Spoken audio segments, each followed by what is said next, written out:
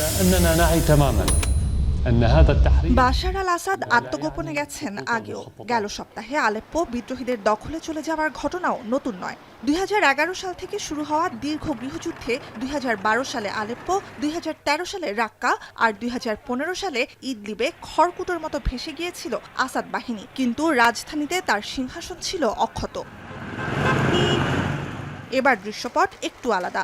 অবিশ্বাস্য দ্রুততায় এবারের পতন যেমন অপ্রত্যাশিত তেমনি নজিরবিহীন। সিরিয়ার দ্বিতীয় বৃহৎ শহর ও সাবেক শিল্পাঞ্চল হিসেবে আলেপ্পো হারানোর অর্থ বড় মাসুল গোনা। 2012 সাল থেকেই পশ্চিমা শক্তির ওপর নির্ভর করে ক্ষমতা আঁকড়েছিলেন Asad.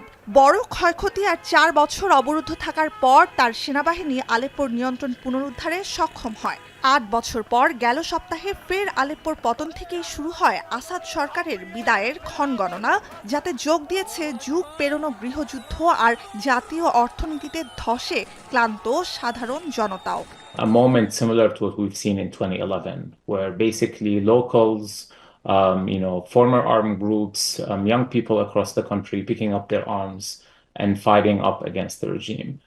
In a sense, we're seeing the same popular movement that we've seen in 2011, but more certain about getting rid of the regime itself. Asad বাহিনীর দুর্বলতার কারণ হিসেবে উঠে আসছে 2016 সালে আসাদকে আলেপ্পো পুনর্দখলে সাহায্য করা হিজবুল্লাহ আর রুশ সেনাদের অনুপস্থিতি। লেবাননের যুদ্ধে বিধ্বস্ত প্রায় ইরান সমর্থিত হিজবুল্লাহ আর রুশ সেনারা ইউক্রেনের যুদ্ধে যোগ দেয় সিরিয়ায় সম্প্রতি অবস্থান বেশ দুর্বল ছিল দুটি পক্ষেরই। কিন্তু মিত্রদের সহযোগিতা না পেলেও হায়াত তাহরির আল শাম তথা HTS নেতৃত্বাধীন বিদ্রোহীদের বিরুদ্ধে লড়াইয়ে ন্যূনতম প্রতিরোধ থাকবে না আসাদ বাহিনীর, এমনটা ছিল কল্পনাতীত। The regime finds itself isolated, especially because on one hand, Russia is bogged down in Ukraine. But I think also more importantly, on the other hand, Iran is incapable of really responding effectively to protect and defend the regime. আন্তর্জাতিকভাবে দীর্ঘদিন কোণঠাসা থাকার পর আসাদের জন্য পরিস্থিতি সম্প্রতি অনুকূলেই যাচ্ছিল। সিরিয়াকে গেল বছর সদস্যপদ ফিরিয়ে দেয় আরব লীগ। অর্থনৈতিক নিষেধাজ্ঞা শিথিলের বিনিময়ে দেশ ছেড়ে পালানো শরণার্থীদের আসাদ ফিরিয়ে নেবেন এমন প্রত্যাশায় ইতালি সহ ইউরোপের কয়েকটি দেশ সিরিয়ার সাথে কূটনৈতিক সম্পর্ক পুনর্বহাল করে। 30 লাখের বেশি সিরীয় শরণার্থীকে আশ্রয় দেয়া প্রতিবেশী তুরস্ক চেয়েছিল একই ধরনের চুক্তি। যুক্তরাষ্ট্র সমর্থিত কুর্দি বিচ্ছিন্নতাবাদীদের উপকূলের দিকে ঠেলে দিয়ে সিরিয়ার ভেতরে আঙ্কারার জন্য উচ্চ সুরক্ষিত অঞ্চল প্রতিষ্ঠার অনুরোধ আসাদ প্রশাসন ফিরিয়ে দিলে থমকে যায় আলোচনা। প্রতিবেশী দেশে দীর্ঘ গৃহযুদ্ধ, সীমান্তে বিচ্ছিন্নতাবাদ, সব মিলিয়ে ধৈর্যচ্যুতি ঘটে তুরস্কের।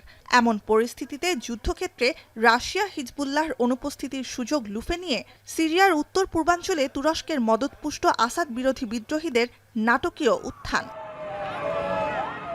আসাদ পরিবারের 5 দশকের শাসনের অবসানে প্রাথমিক প্রতিক্রিয়ায় বিদ্রোহীদের উচ্ছ্বাসে যোগ দিয়েছেন দেশের সাধারণ মানুষও। কিন্তু বিদ্রোহের নেতৃত্ব দেয়া HTS এককালে নিষিদ্ধ জঙ্গি সংগঠন আল কায়েদার সাথে সম্পৃক্ত ছিল বলে তাদের উত্থানে বাড়ছে শঙ্কাও। বহুমুখী সংঘাতে যুক্তরাষ্ট্র জড়াবে কিনা উঠছে সে প্রশ্ন। The United States does not want, an Islamic-led group to take over all of Syria. But beyond that, there is really no interest from Washington to dictate what the shape of next Syria would be. আরও বড় আঞ্চলিক অস্থিরতা এবং শরণার্থী সংকটের শঙ্কা ঘিরে রেখেছে রাশিয়া, ইরান, তুরস্ক 3 দেশকেই। আসাদের পতনে তুরস্ক HTS প্রধান আবু মোহাম্মদ আল জোলানিকে সহযোগিতা করলেও সংগঠনটি তুরস্কে সন্ত্রাসী তালিকাভুক্ত।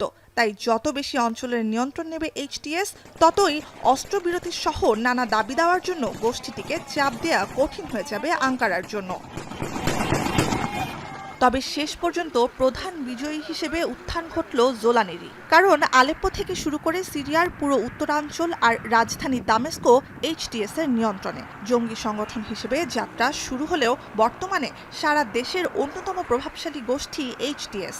তবে দামেস্কে আসাদের ছেড়ে যাওয়া প্রেসিডেন্ট প্যালেসের উত্তরসূরি জোলানি হবেন কি না, সে প্রশ্নের উত্তর হয়তো বলে দেবে সময়। নুজহাত কামাল, এখন বিশ্ব।